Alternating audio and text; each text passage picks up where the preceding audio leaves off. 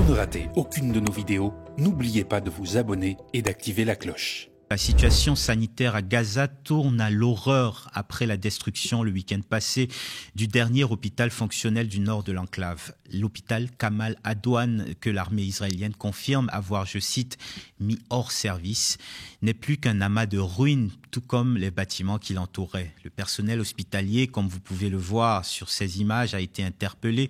Parmi eux, le docteur Hossam Abou Safia, le directeur de l'hôpital, a été incarcéré au centre de détention de Sdei Teiman, surnommé le Guantanamo israélien, en raison des violations des droits de l'homme qui y seraient pratiquées. Nous avons contacté le président de Médecins du Monde, Jean-François Corti, qui est indigné par la destruction de l'hôpital gazaoui.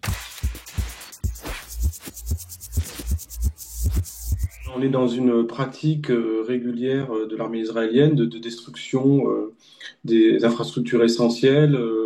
Depuis plus d'un an, c'est des centaines de centres de santé qui ont été détruits. C'est plusieurs hôpitaux aussi qui ont été rendus non fonctionnels. Avant le 7 octobre 2023, on estime qu'il y avait environ 36 hôpitaux fonctionnels. Aujourd'hui, c'est probablement moins d'une dizaine, avec beaucoup de ruptures de médicaments, un personnel qui est épuisé. Voilà, on est dans cette logique d'éradication de toute forme de vie, notamment dans le nord de la bande de Gaza, où on sait que depuis le mois d'octobre, il n'y a pratiquement plus d'aide qui rentre. Le reste de la bande de Gaza est sujet à des privations importantes, mais le nord est coupé, je dirais, de tout approvisionnement possible.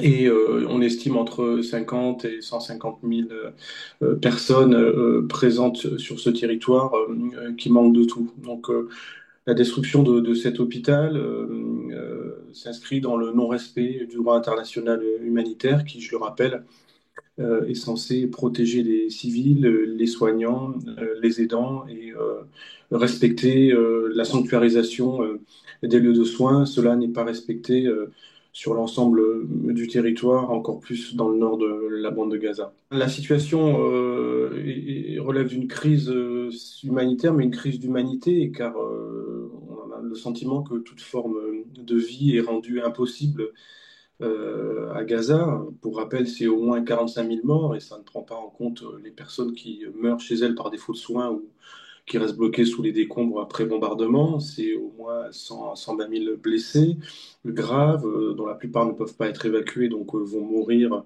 par défaut de soins. C'est des milliers d'enfants qui sont orphelins, qui sont aussi handicapés du fait des bombardements. Et puis, on a plus de 95% de la population qui a été déplacée à plusieurs reprises. Aujourd'hui, on estime qu'il y a environ 1,5 million de personnes qui est positionnée sur Dar el-Bala et Al-Mawazi, au centre de la bande de Gaza. La plupart vivent sous des tentes, sous des bâches en plastique, et ont du mal à trouver en quantité suffisante de l'eau potable, de la nourriture. L'aide internationale est toujours bloquée en grande partie. Elle rentre à minima, en tout cas pas de manière proportionnée par rapport à la réalité des besoins, et ça, c'est sous la pression des autorités israéliennes. Donc on est, nous, sur le terrain avec des équipes on fait de la consultation de médecine générale, on a des personnels qui aussi sont en difficulté pour leur propre vie et qui ont perdu des membres de leur famille, qui vivent pour la plupart sous des tentes et des bâches en plastique, mais qui malgré tout font de la consultation de médecine générale et de santé mentale. On voit beaucoup d'infections respiratoires en lien avec la grande précarité, de la malnutrition et bien sûr des troubles psychologiques importants. Il faut ajouter à cela les conditions hivernales qui se précisent, des inondations avec beaucoup de pluie qui est tombée ces derniers jours et qui accentue la précarité de ces civils qui